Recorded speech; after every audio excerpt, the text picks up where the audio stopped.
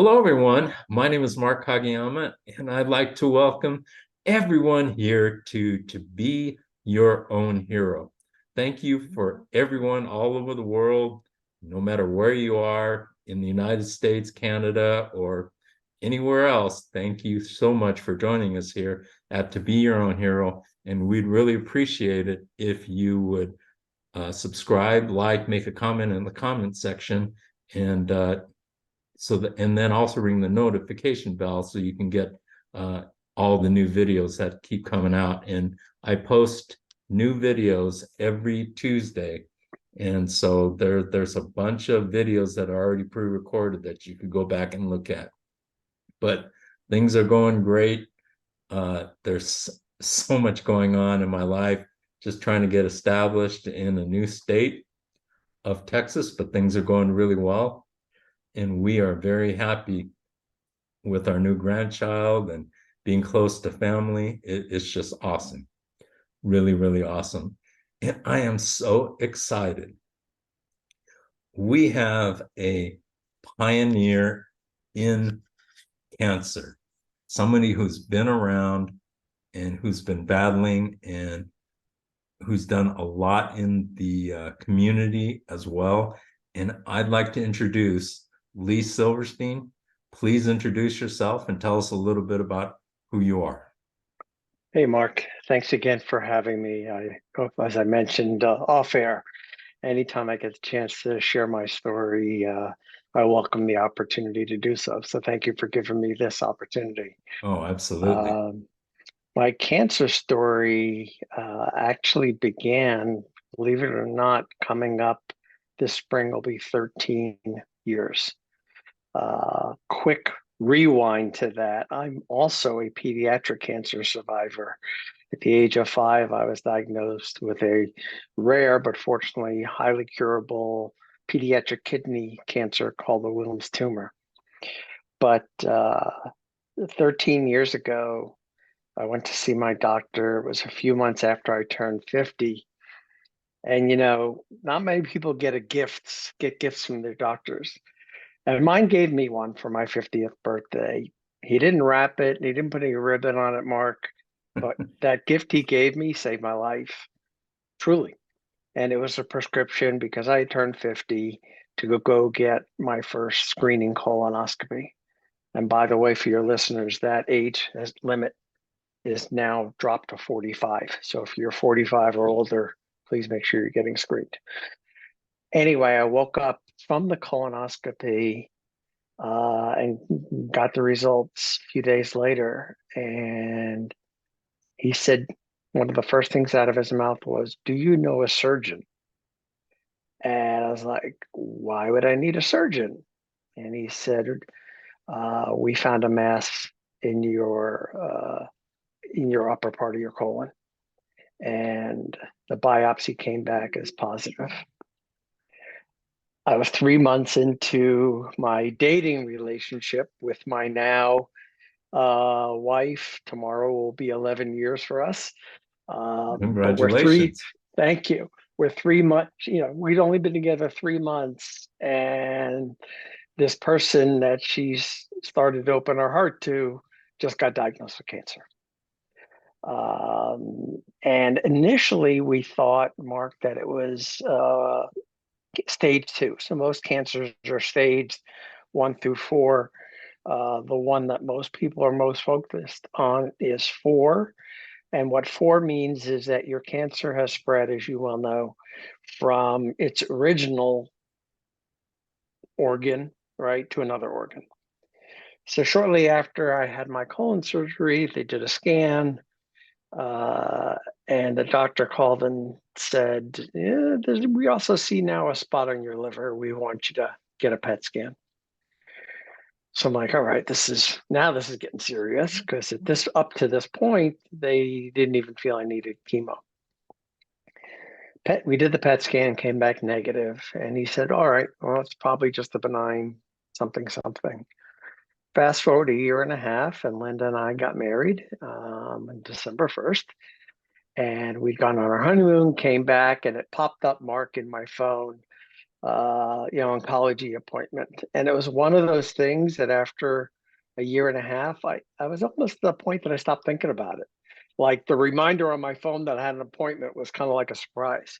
Like, oh yeah, I got to go do that. Until he comes back and says that thing on your liver has grown a little. We want to do a biopsy. So, like I said, here we are about a year and a half later. And I'll never forget, it was New Year's Eve 2012, the day before my 1 month wedding anniversary. And at 4 o'clock in the afternoon, my phone rings. And I always say, you know how it is. If it's the nurse, it's good news. And if it's the doctor calling you directly, probably not. And I hear his voice and he said, Lee, I hate calling you on New Year's Eve with this news, but your biopsy came back positive. Your cancer has metastasized to your liver. And I could no longer duck away from chemotherapy at that point. So I had liver surgery, chemotherapy, and I've been in and out, currently back in treatment since that time. So, what were your wife's thoughts as all of this is going on? Oh no, not again. This can't be happening. What do I mean by that? This is a second marriage for both of us. I got divorced 2011, I think it was, and her first husband passed away from cancer. So her first husband passed away from cancer. I think it was 4 or 5 years later. We started dating, and now the guy she's falling in love with, who at the end of that year is going to ask her to marry her, is just got diagnosed with cancer too. Wow. So is she freaking out, or is she having second thoughts, or where is she at? Where is she at with that? No, she just, she, we knew each other. We worked together. I actually hired her to work for me 11 years, 12 years before we started seeing each other. So even though tomorrow's our 11th anniversary, we've known each other for 24 years. Right. So there was still a connection there outside of, us starting dating and falling in love. So, she just went into caregiver mode, and it was, not to jump too far ahead in our conversation, but because she always approached this, Mark, as not I have cancer, but we have cancer, because caregivers are certainly in it as we are. Um, that was how she reacted. Is, I'm going to be here for you, and we're going to get through this together. Wow. That is you got to hold on to people like that in your life for sure. That is, Absolutely, absolutely. I mean, the people that are willing to stay with you through cancer are people that, you need to keep in your life for life. Right. Very Yeah, true. Very yeah, true. because it always disappoints me when I hear situations where one party has cancer and the other person is just walking out the door because of it. It happens. It It happens. does. It does. And Yeah. it's very It's sad. very difficult. It's very difficult. And just to share a little story, um, Linda and I were talking, I think it was probably over a year ago, and we were both very emotional at that moment. And she said to me, "You don't know what it's like to be a caregiver." Now, my initial reaction was to be defensive, and say something like, "Well, you don't know what it's like to be a patient." But you know what? Both statements are true. Right. I don't know what it's like to be a caregiver. I don't know what it's like, and hopefully won't have to see your loved one on more occasions than she can count, being wheeled off for surgery and giving a kiss goodbye. I don't know what that's like. So she's absolutely right when she says, "You don't know what it's like to be a caregiver." That wasn't a negative statement. It was just a factual statement. When I took a step back and thought about it before putting my foot in my mouth, and getting defensive. And she was spot on. Wow. Wow. Yeah. I mean, uh, that when I was going through the throes of cancer, which was primarily throughout 2021 and into 2022, that was the most difficult year of our marriage, my wife and I, during that time, because there's just so much going on and there's so many different things to deal with. It's really, really hard. And Yeah, being the patient, you're helpless and they're helpless as well. So it's not easy at all. no, Yeah. So I mean, and especially when your wife is your caregiver, yeah, that adds even more to it. yeah. And I'll say this here, and I said it to her. I don't know how I would have made it going on 13 years without her. Right. You Right. know, Absolutely. and sadly, I know there's many people through various circumstances that are having to go through situations like this on their Right. own. Absolutely. And they always say it takes a village. Yeah, And if you're on your own, it just the odds I mean, the odds go against you even more because it is really difficult. yeah, I mean, the more help you can get, the better, but you have to work with what you have. Um, so it's not easy at all. So let's keep moving forward in your journey. Uh, sure. yeah, I mean, I always like to hear the insights and different angles and Uh-huh. all of that. So moving forward, how did you start your podcast? Can you talk about that and Absolutely. and things that you did with that? It kind of fell into it accidentally. I was dear friends with a gem of a human being, Chris Kremitzos. And Chris is an entrepreneur, always has been, and he's been a big facilitator of networking, whether it's individuals or groups. And he's also the guy behind Podfest, which is one of the biggest worldwide in-person podcasting conferences. Wow. I'll be attending January 24. I'll have been to, this will be the 10th anniversary, and I've been to all of them. But Chris was doing a meetup for people interested in podcasting. And I knew what a podcast was, but honestly, I'd maybe listened to one at that time. And I was working at a college at the time, and he asked, did we have any space that this meeting could be held in? Because they were looking for a location.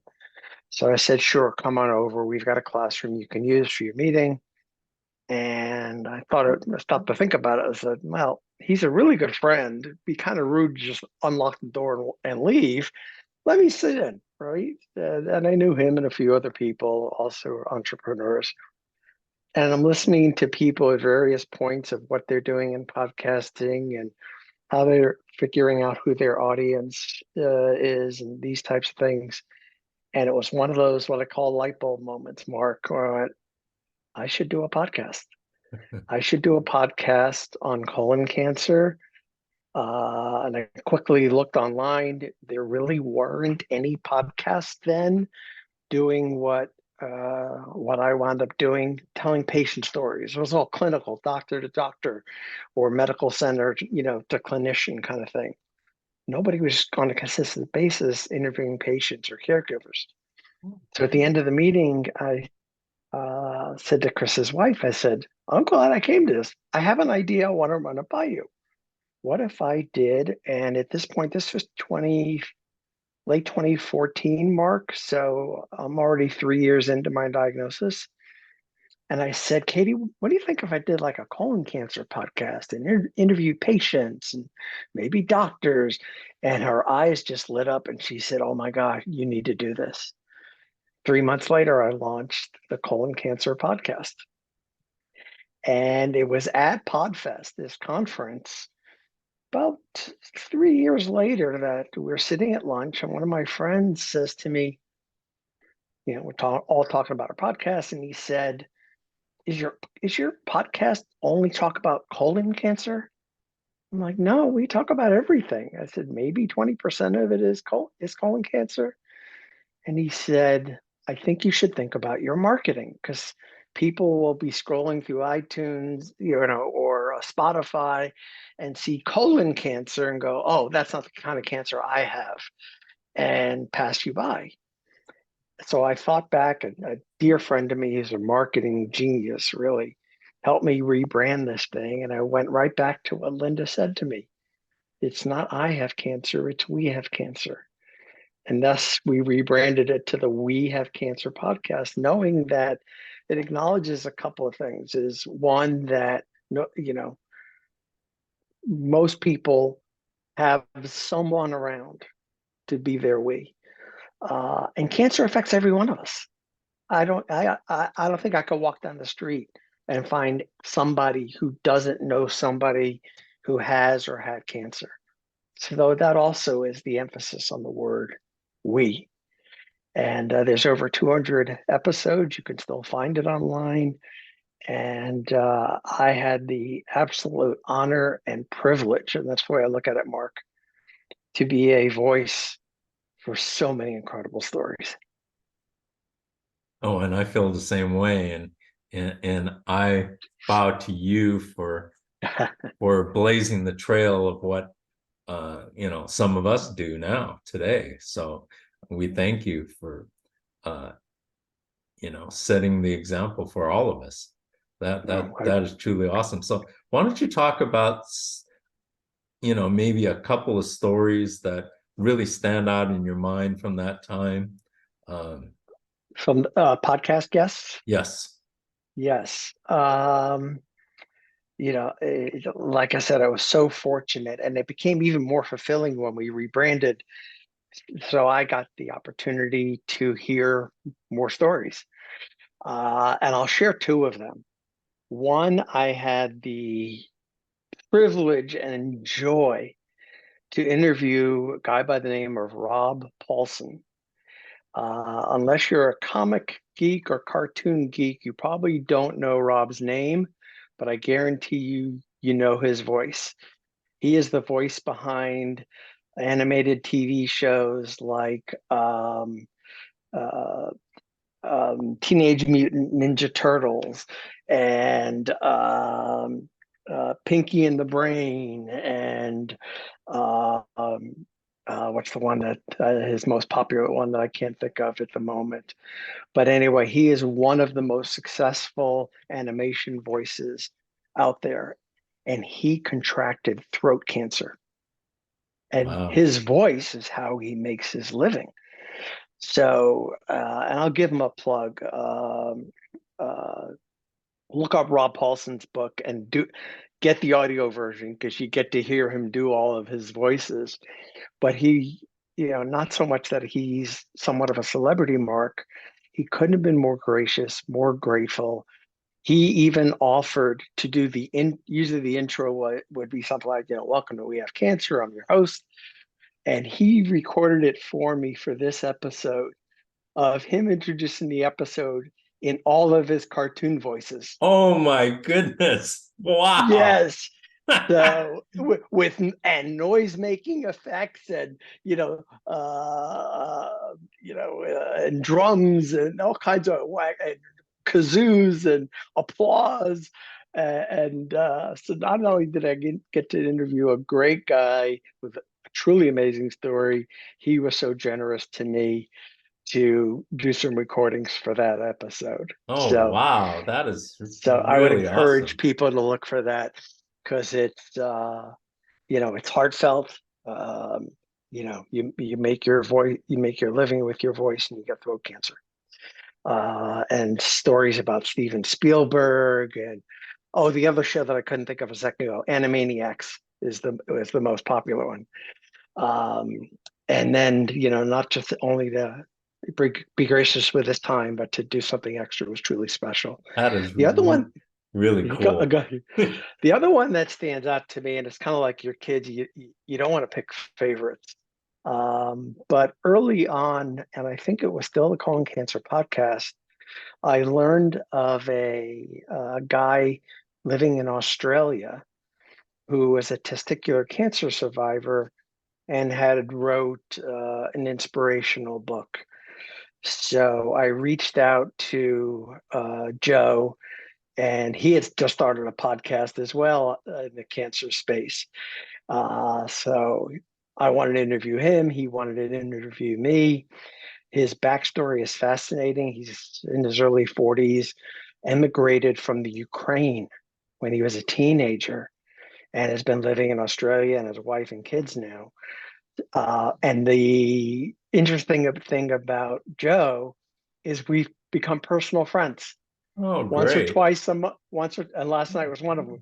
Once or twice a month, we jump on Zoom together and just talk about what's going on in our lives and our families and things like that. As a matter of fact, I spoke to him last night, and trying to coordinate times between US Eastern time and Australia. It's I'm really talking to hard. him after, yeah, I'm talking to him after dinner, and he's getting ready to go to lunch the next day. Right. Uh, you know, but that's one of a handful of the podcasts where personal friendships, have evolved. And I don't know that I'll ever get to meet Joe in person. So it's amazing to have this relationship that more than likely will only be virtual. You know, You never know. You you never never know. know. Absolutely. Yeah, you Yeah. never know. I mean, I had the opportunity to meet uh Tim Tim Sohn and his group and Zach and so Yes, many others over there. So I mean, when you have that opportunity, it's worth embracing. And I mean, I am so happy that I went because I mean, now I've met so many people. In fact, I keep interviewing them for the channel, but there's something about meeting somebody in person as opposed to over Zoom. Zoom is fine, Zoom is great, but when you actually have a chance to meet them in person, it's just so much more special. it is. It is. I had the uh, great, great privilege to attend the Man Up to Cancer. ManUpToCancer.org is a nonprofit that helps men navigate cancer either as a patient or a caregiver. And they had their second annual retreat outside of Buffalo at a sleepaway camp. So here I am, 63 years old. Actually, I celebrated on my birthday at that event, going to sleepaway camp for 4 days. And a lot of these guys, to your point, Mark, have been interacting online. I can't tell you how many times I walked up to somebody who I only knew through the podcast, and we'd see each other and burst into tears. Oh wow. To your That's what point, I heard. yeah, yeah. To your point, they're truly, relationships, or feed our souls, especially when you get the chance to have them face to face. And you mentioned Zach Demopoulos. If it wasn't for my podcast, I never would have met Zach, because we met at podcast like 4 years ago. And last month, he and his let me try that one more time. Zach invited my wife and I to be at their daughter's wedding last month, and Yes, that relationship never would have happened had I not had a podcast. that is awesome. And you know, I should hit Zach up and say, hey, where was my invitation? But Zach is just in fact, for those who watch the channel, Zach is going to be doing an interview with me sometime in the near future, so you'll have a chance to meet Zach. And he is he is one special person. I mean, He truly is. He yes, truly is, I really like Zach. and he helped my family and I navigate a little bit of a challenging situation we were experiencing, and so my sisters got to be on a Zoom call with him, and everybody said the exact same thing. Definitely a special individual. Yes. And that, folks, concludes our Zach Demopoulos infomercial. He'll like that. I just talked to him extensively today, so I'll let him know. But that's Zach will like that. But let's keep moving forward in your journey. Uh, where are you today with cancer? If you could share that.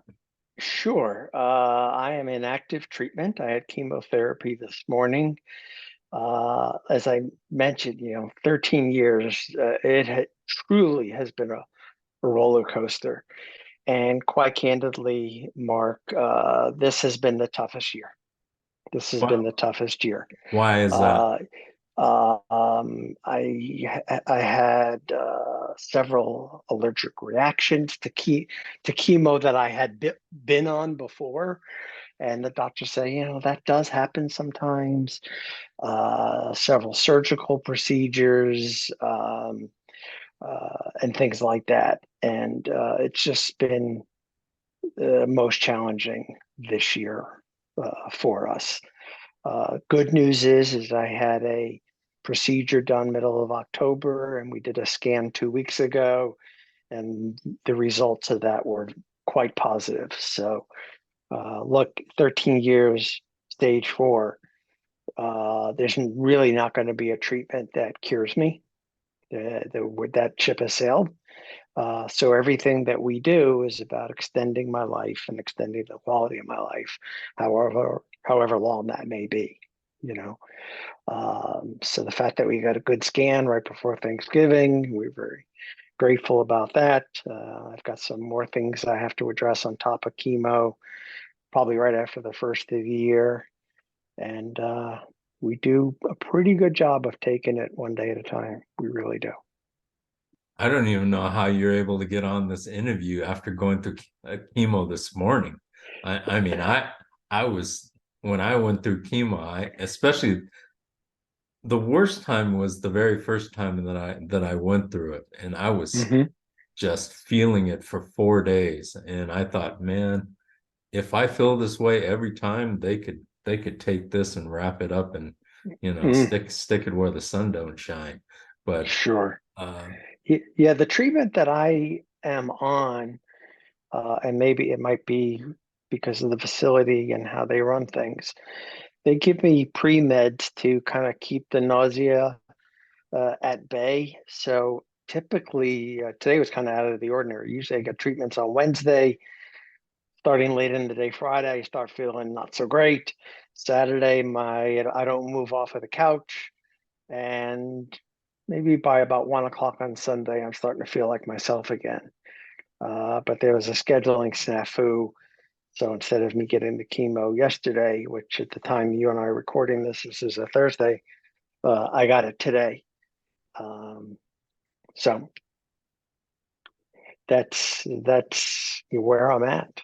That's my reality, and I tell people, Mark, all the time that despite what kind of year I had health wise and what the experience has been this last 13 years, and I look at all the positives that have been a piece of my life, and celebrations, and marriages and grandbabies, and the list goes on and on.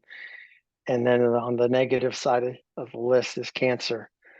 I don't lose sight that the fact of the matter is the number of positives, that list is a whole lot longer than the list of negatives. And these that's have been the best 13 years of my life. Oh, that's wow. I love that. Absolutely love that. Lee, we're approaching a time I like to hit. What is your final thought that you'd like to leave our audience with? I'm going to do a 1A and 1B. Go for 1A, it. 1A, folks, please, if you're 45 years or older, I don't care if you have symptoms or not, Talk to your doctor about getting screened. The federal uh, uh, policy on that is that health insurances have to cover you now at 45. You don't have to wait to 50. So please, please, please get screened. Uh, Getting so has gotten to me to where I am today. The second thing is if heaven forbid you or a family member or a friend finds themselves in any kind of a challenging health situation, the most important thing is to be an advocate for yourself. Be very clear on what your wants and do not want list looks like. And I'm not talking about, a will. I'm talking about how you want to be treated and what, environment and what kind of relationship you want to have with the doctor. You have to speak up and never forget the doctor works for you. So if you don't feel like you're being heard or you feel like somebody's being condescending, you know what? Fire that doctor, go find another. Great, great advice. Lee Silverstein, thank you so much My for pleasure. your insights and your experience that you're so willing to share with us. Really appreciate it. And I'd like to thank everyone watching this channel, To Be Your Own Hero. Uh, Lee is a perfect example of being your own hero, fighting for yourself, advocating for yourself, because it's your journey, it's not their journey. And once you realize that it's your journey, you can take control and guide yourself along in the method and way that is necessary for you in this process. I love to end talking about helping make this world a better place. So I'm going to throw this question to you, Lee. Sure. How do we make this world a better place for everybody? That's an easy one for me. And that is show love. Show love. Don't judge, show love. I went to a cancer retreat, as I mentioned earlier, with 110 guys, all with the same dreadful thing in common as having cancer. And we hugged and we cried and we told each other, these are men now, I want to stick with any stereotypes. We told each other how much we loved each other, even to people we just met for the first time. And we were sitting around the campfire, Mark, on the last night, and I stood up and I said, you know what, guys? We've sat here, most of us have never met before, and so it said, I love you. I'm here for you. And nobody asked, what God do you pray for to? Nobody asked who you voted for. We treated each other as brothers, and with compassion and love. And we didn't ask those two questions before making that decision. And if we could do that with a group of 110 guys fighting cancer, I have more hope now for the world after being through that experience. That is absolutely beautiful. Wow.